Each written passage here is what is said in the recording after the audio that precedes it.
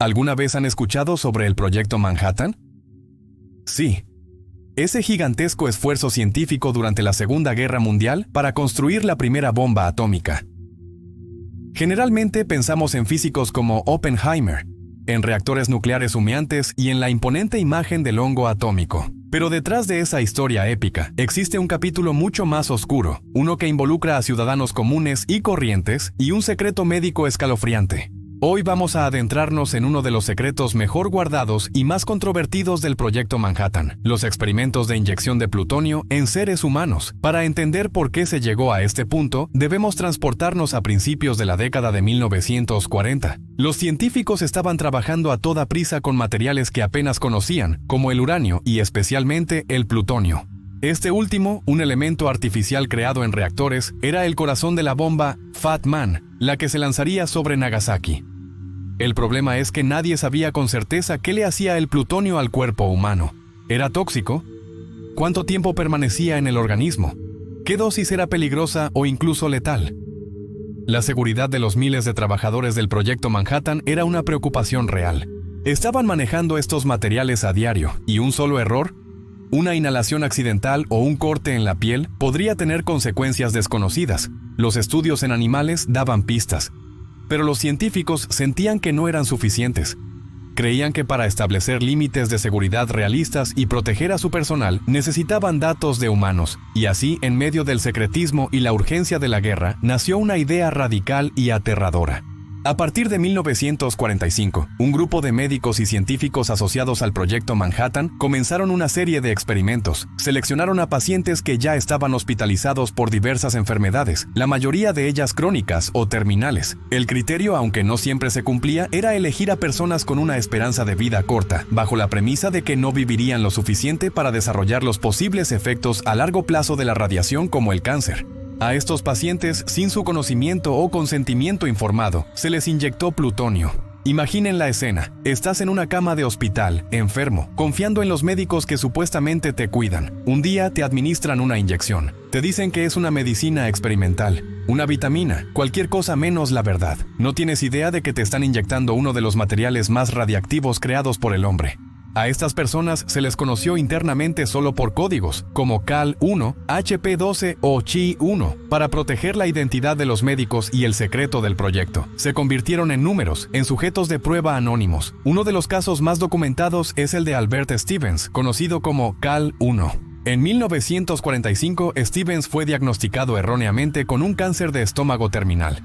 Los médicos del Hospital de la Universidad de California en San Francisco le inyectaron una mezcla de 2 isótopos de plutonio. El objetivo era estudiar cómo el cuerpo absorbía, distribuía y excretaba el elemento. Le tomaron muestras de orina, heces y a veces de tejido, todo bajo el pretexto de tratar su cáncer. Pero aquí viene el giro más increíble de su historia. Albert Stevens no tenía cáncer. Su úlcera estomacal era benigna.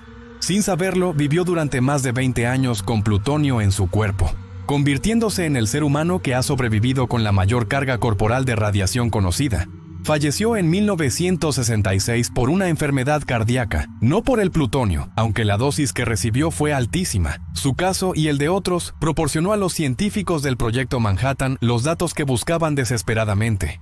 En total, se confirmó que al menos 18 personas recibieron inyecciones de plutonio entre 1945 y 1947. Otros experimentos incluyeron uranio y polonio. Los sujetos eran variados: un trabajador afroamericano de 55 años, un joven de 18 que sufría de una enfermedad ósea, e incluso un niño de 4 años con un tumor cerebral a quien también le inyectaron plutonio para estudiar su absorción en los huesos. La justificación ética era frágil, si no inexistente.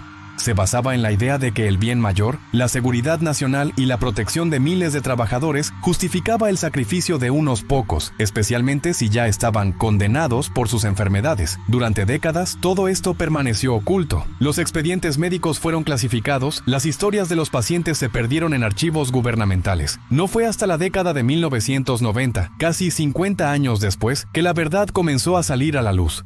Gracias al trabajo incansable de periodistas como Eileen Wellsom, quien ganó un premio Pulitzer por su investigación, y a la desclasificación de documentos durante la administración Clinton, el mundo finalmente conoció la historia completa. En 1995, el gobierno de los Estados Unidos emitió una disculpa formal. El Comité Asesor sobre Experimentos de Radiación en Humanos, creado por el presidente Clinton, condenó estas pruebas calificándolas de poco éticas y de haber utilizado a personas como meros medios para un fin. Se reconoció que se violaron los principios fundamentales de la ética médica, incluido el más básico de todos, el consentimiento informado. La historia de los experimentos de inyección de plutonio es una lección sombría y poderosa. Nos muestra cómo, en tiempos de miedo y urgencia extrema, incluso las personas más brillantes pueden tomar decisiones moralmente cuestionables en nombre de la ciencia y la seguridad nacional. Nos obliga a preguntarnos, ¿dónde está la línea? ¿Cuándo el fin justifica los medios? Este oscuro capítulo condujo a cambios fundamentales en la regulación de la investigación médica. El concepto de consentimiento informado, que hoy damos por sentado, se fortaleció enormemente.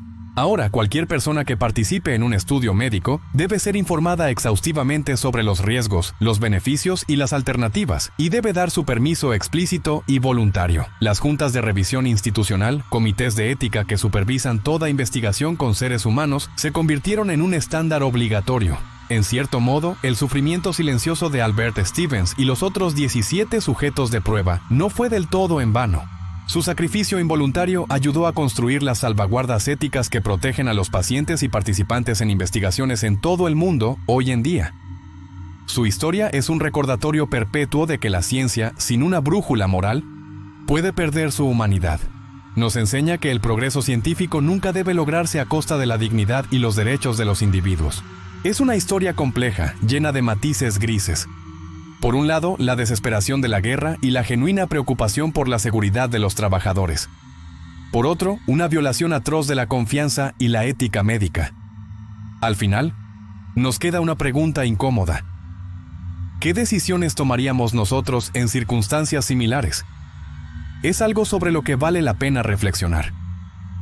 Muchas gracias por acompañarme en este viaje a uno de los rincones más oscuros de la historia del siglo XX. Si te ha parecido interesante este contenido y quieres seguir explorando historias ocultas de la ciencia y la historia, no olvides darle a me gusta, suscribirte al canal y activar la campanita para no perderte ningún video. Nos vemos en el próximo.